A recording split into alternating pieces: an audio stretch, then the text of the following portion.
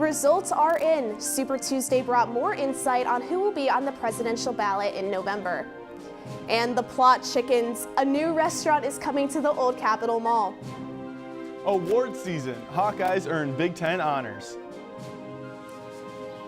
Will the weather make a good improvement before spring break? I'll have the forecast later. All that and more coming up right now on DITV.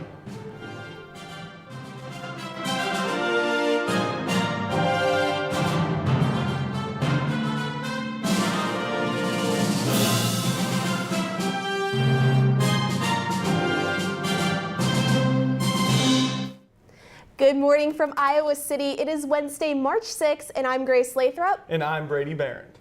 And we have DITV's Jordan Tovar in the newsroom now, as yesterday was a crucial voting day in the 2024 presidency. Often nicknamed as Super Tuesday, a lot of results came out last night. Jordan, can you fill us in? Thanks, guys. As the night rolled on, the results offered little surprises on who the night's big winners were going to be. In the Republican race, former President Donald Trump pulled a near sweep on Super Tuesday.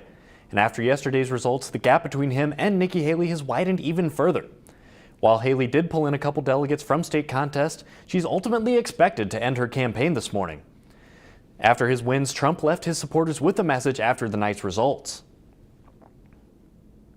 Our country is dying, and we're going to make America great again, greater than ever before. With Joe Biden as the winner. And the story around the rest of the country was the same, with Joe Biden winning every Democratic contest. For a full in-depth breakdown of Super Tuesday, make sure to tune into DITV's The Update tonight on the Daily Iowan YouTube page. Back to you, Grace. Thanks, Jordan. And we will now introduce our third member of our team, Michael Merrick, who is live outside to tell us today's weather story. Michael, how chilly is it outside this morning? Thanks, guys. And to answer your question, Brady, it's actually pretty cold outside right now. I'm here in downtown Iowa City, and right now it's about 36 degrees, but luckily things will be warming up throughout the day as we'll look to get to a high of about 55 degrees. Also, luckily, it won't dip past the low of 31 that we already had earlier this morning. And tomorrow is going to be much of the same with a high of 56, but there will be a little more clouds in the sky than there was today. That's all I got right now, and I'll have more on how weird the Midwest weather can get later. But first, let's send it a few blocks over to DITV's Jace Bertrand, who is live at the Pentacrest, where the Campaign to Organize Graduate Students, or COGS, protested a day ago. That's right, Michael. I'm here live in front of the old Capitol building, where yesterday COGS members came together.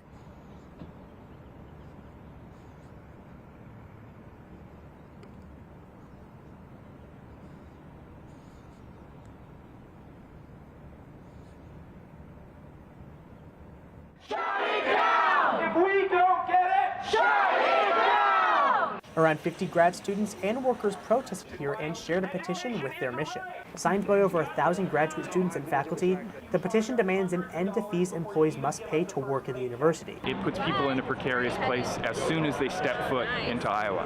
The university works because we do! Last year, COGS negotiated a 50% decrease in the fees. However, the university had raised them by over $100 this semester, something many graduate students feel is unsustainable. We want honest work and are willing to work hard, but fees like this make it so we don't get a fighting chance. And that's all I ask for, a genuine chance at an equal opportunity at education. You know, they have to put a down payment on a new place to live, they have to pay their first month's rent, and then on top of that, they're asked to pay a couple $100 to over $1,000 in order just to start the semester before they're even getting their first paycheck, and that's just crazy. COGS printed the petition to be over 50 feet long, laying it out on the Pentacrest before delivering it to President Wilson's office in Jessup Hall. Protesters declared that administrators have 2 weeks to respond to the demands. The university works, university runs because of the tireless efforts and underpaid efforts of workers all across the board. COGS has not shared a response if President Wilson refuses the demands. They are firm in their statements to continue support for graduate students. Now back to you in the studio, Grace.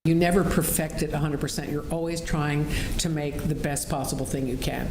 And you try to say it in as many ways as possible, because my work is all about the same thing, just done in different ways. How do you say it the best possible way? That's not so easy.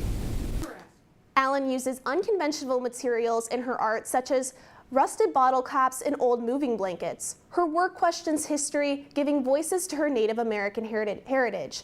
It is not meant to be about her as an artist, but as the history and stories she tells through her prints. And coming up later, a club in Iowa City is encouraging laughter and positive mental health in a unique way. But first, we're going to take a look back outside with Michael for the weather. Thanks, Brady. And during my entire life of living in the state of Iowa, something that's always interested me is how we can experience so many different seasons in so few amount of days. Like this past Tuesday, when it got up to as high as 75 degrees and then dipped to as low as 14 the very next day. Luckily, though, there's a meme that helps describe this for us. Everyone knows the normal seasons we experience, but here in the Midwest, we get a few extras for our troubles. Recently, we just went through our full spring, and we definitely got hit with that second winter with that chilly day a week ago, which now puts us in the mud season with the rain on Monday and the continued showers expected on Friday. Don't bring out those fresh white kicks just yet. But as we approach spring break, hopefully the actual spring weather will follow close behind. Back to you in the studio. Thanks, Michael. And Brady, I heard that Caitlin Clark just added another award to her resume as of yesterday. Yeah, that's right, Grace. Last night, the Big Ten announced their season awards, and it is no surprise that Caitlin Clark won her first of many yearly awards she's in the running for. Clark was named the Big Ten Player of the Year for the third consecutive season, joining Ohio State's Jessica Davenport as the only players to ever win the award 3 times in a row. First team All Big Ten, becoming the first player in Iowa history to make first team All Conference 4 times in 4 years. Hannah Stolke and Kate Martin also earned themselves Big Ten honors, making second team All Conference. And on the team's senior night last Sunday, Molly Davis went down in the second quarter with a knee injury. Davis would return courtside in a wheelchair during the fourth quarter, causing some doubt on her status for the rest of the season. However, head coach Lisa Bluter would ease some doubts on Monday, saying, quote, "While we feel for Molly that she got injured during senior day, we are so thankful that the injury she sustained is not season ending," end quote. Davis will undergo physical therapy to prepare for the upcoming NCAA tournament. But before the NCAA tournament, the Hawkeyes will look to win their third Big Ten championship in a row this week. The first round of the Big Ten tournament tips off today. However, Iowa won't play until Friday in the quarterfinals. Iowa has a double bye after earning the 2 seed in the conference. They will play the winner of either 10 seed Wisconsin or 7 seed Penn State. 3-0 against both those teams. We'll prepare for them. You know, at this time of year, you really know your scouts. I mean, you know your opponents pretty well. Talk about knowing these opponents. Iowa beat the 2 potential foes by an average margin of 28.7 points in those 3 games. The only team ranked better than the Hawkeyes in the Big Ten tournament is the top-seeded Ohio State Buckeyes, who Iowa beat last weekend. If the 2 teams met again, it wouldn't be until the championship game, where it would be a tiebreaker matchup. And the Hawkeye baseball team hosted the St. Thomas Tommies last night. After a scoreless first inning, Iowa's Gable Mitchell hit a single right up the middle to bring Andy Nelson home and take the lead. Iowa added 3 more runs in the 3rd and 4th innings before Michael Seegers knocked one out of the park and into the scoreboard to bring home himself and Kyle Huckstorf to extend the lead. The Tommies wouldn't give up, though, scoring 3 runs in the 7th inning. However, they fell apart in the 8th inning, giving up more runs for Iowa to close out the game 9-3. And the Laughter Club at the Iowa City Senior Center relaunched for the first time in a decade.